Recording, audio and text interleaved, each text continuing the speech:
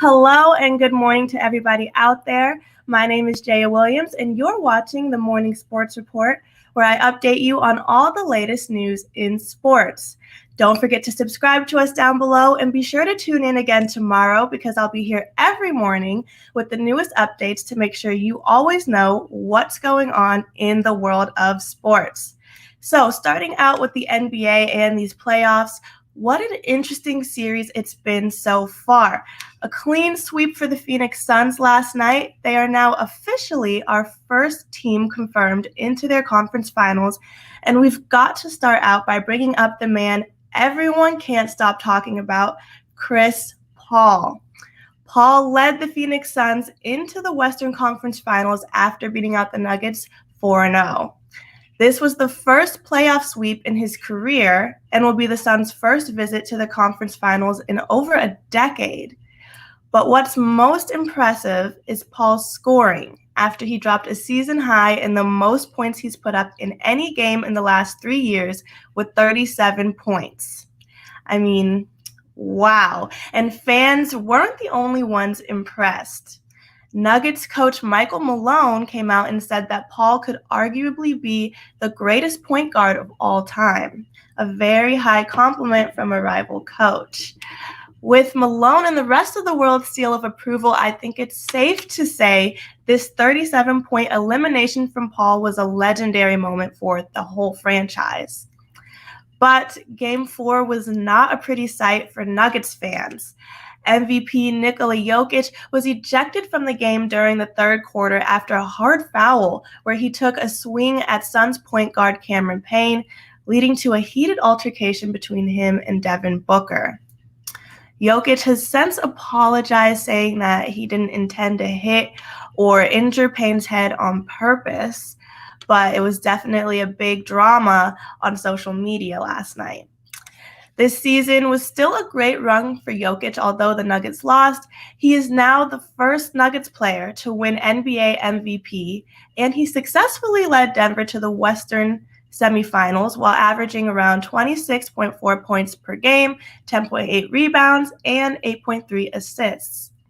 The atmosphere and environment up in Denver could have also contributed to the Suns' victory.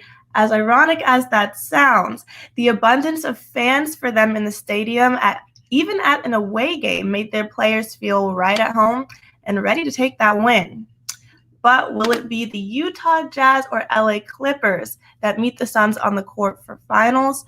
Only time will tell. Meanwhile, on the East Coast, more bad luck for the Brooklyn Nets.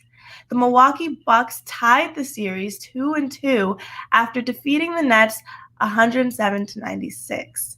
This is essentially bringing them right back to the beginning, as both teams still have an equal chance to get to the conference finals. However, in addition to losing, the Nets are not in the best shape after Kyrie Irving headed to the locker room second quarter with what appeared to be an ankle injury and was out for the remainder of the game, unfortunately. Since then, Nets head coach Steve Nash has said that Irving's x-rays came back negative, but it's unclear still if he will be healthy enough to play for Game 5, which will obviously make an enormous difference for the entire team, with James Harden already out for injury as well. It's really uncertain if either of them are going to be ready to play. This obviously means that the pressure is on now more than ever for Kevin Durant to really perform and showcase his greatness in these upcoming games. It will be very interesting to see if he can lead the Nets to the finals, even without the assistance of his fellow star teammates. Many people are questioning if he can do it. But if Irving and Harden are unable to play, this will be the true test and KD's potential time to shine.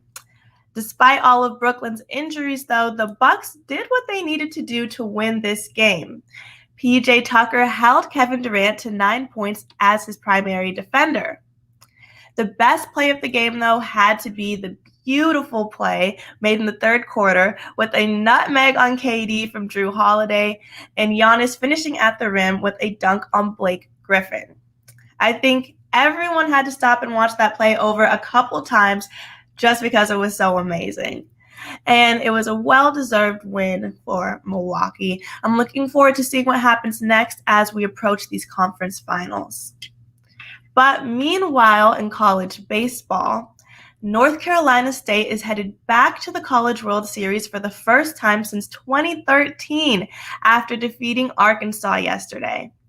Freshman shortstop Jose Torres made his third home run of the series, and they beat the number 1 team Arkansas with a final score of 8-1. So congratulations to North Carolina State. When it comes to professional baseball, the Chicago Cubs completed a 3-game sweep on the St. Louis Cardinals yesterday.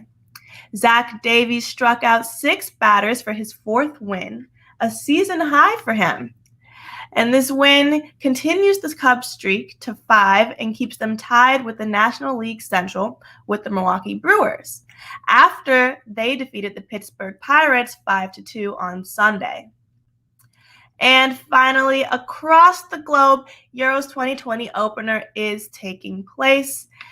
And Denmark midfielder Christian Eriksen had to be resuscitated on Saturday after suffering cardiac arrest during a pitch against Finland.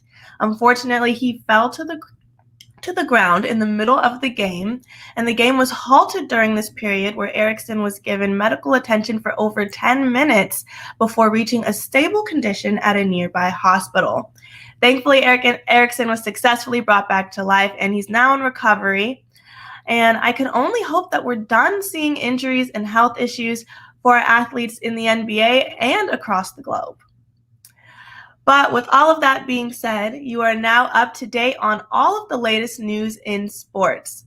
Be sure to come back tomorrow for the newest morning sports report, where we will recap today's playoff games. And don't forget to subscribe for more sports content. I'm Jaya Williams, and thank you. I'll see you all next time.